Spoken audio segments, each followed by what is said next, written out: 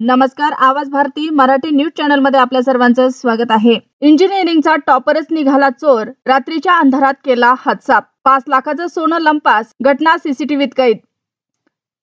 तर तुम्ही हिंदी भाषिकांची माफी मागावी, केंद्रीय मंत्र्यांचं राज ठाकरेंना ओपन चॅलेंज.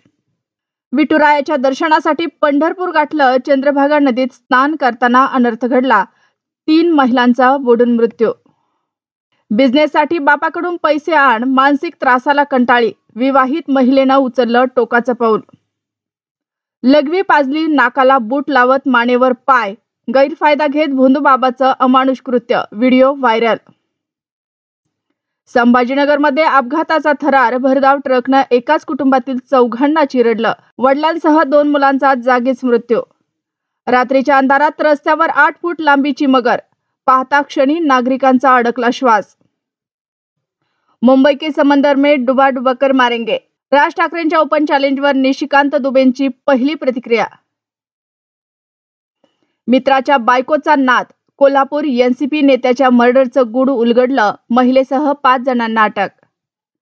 महिला शेतमजुरावर कोसळली वीज, आसमानी आघातामुळे दोघींचा चटका लावणारा अंत, परिसर हळहळला. ब्रँड ठाकरे आता बाजारात चालत नाहीत, मुनगटीवारांचा हल्लाबोल, जादूटोण्याच्या विधानावरही सडकून टीका.